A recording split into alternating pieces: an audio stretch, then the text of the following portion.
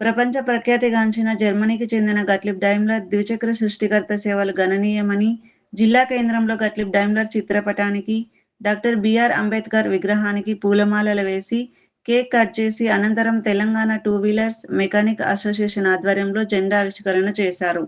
ఈ సందర్భంగా two wheeler association జిల్లా అధ్యక్ష కార్యదర్శులు పొల్లమోని కరుణాకర్, అంతటి శివశంకర్ మాట్లాడుతూ 1885లో జర్మనీకి చెందిన ద్విచక్ర సృష్టికర్త గట్లిబ్ డైమ్లర్ అనే వ్యక్తి ప్రముఖ ఇంజనీర్ మరియు పారిశ్రామికవేత్త ఇంటర్నల్ కాంబినేషన్ ఇంజన్‌తో నడిచే మోటార్ సైకిల్‌ను మరియు కార్ల తయారీ రంగంలో ప్రపంచానికే పరిచయం చేసిన అగ్రగామిగా ఆయన జీవితం మరియు ఆవిష్కరణలు అనేకం ఉన్నాయి అన్నారు.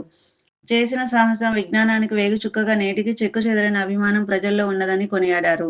నేటికీ సాధారణ వ్యక్తి నుండి గొప్ప గొప్ప వ్యక్తులు కూడా ద్విచక్ర వాహనాలను వినియోగించడమే కాకుండా, వారి నిత్య అవసరాలను గమ్యస్థానాలకు చేరే దిశగా ద్విచక్ర వాహనం వినియోగిస్తున్నారని అన్నారు. రాష్ట్ర వ్యాప్తంగా two wheeler mechanic and helpers ద్విచక్ర వాహనాల మెకానిక్ వృత్తిపై ఆధారపడి జీవిస్తున్నారు. కావున తెలంగాణ రాష్ట్ర ప్రభుత్వం కూడా భవన నిర్మాణ కార్మిక సంఘం ఆధ్వర్యంలో ఇచ్చే లేబర్ కార్డులను ద్విచక్ర హెల్పర్స్ కూడా వర్తించే విధంగా లేబర్ కార్డులు అందించాలని, తద్వారా మెకానిక్ వారి కుటుంబ సభ్యులకు ఆరోగ్యపరంగా, ఆర్థిక పరంగా ప్రభుత్వం అండదండగా నిలుస్తుందని వారు కోరారు. నాగర్ కర్నూలు జిల్లాలో two wheelers mechanic and helpers association సభ్యులు సుమారుగా 1500 మందికి పైగా ఇదే వృత్తిపై ఆధారపడి జీవిస్తున్నారని అన్నారు.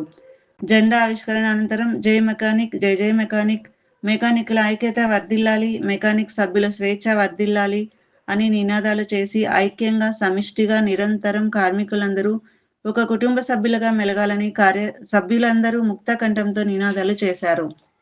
ఈ కార్యక్రమంలో అసోసియేషన్ జిల్లా సలహాదారుడు చిన్న మెకానిక్, సభ్యులు పాషా, కాజా పాషా, అశోక్, అంజీ, బర్కత్, కృష్ణ, రమేష్, మధు, వెంకట్, బషీర్, అంజీతో పాటు సుమారుగా 100 మందికి పైగా ఈ కార్యక్రమంలో పాల్గొన్నారు.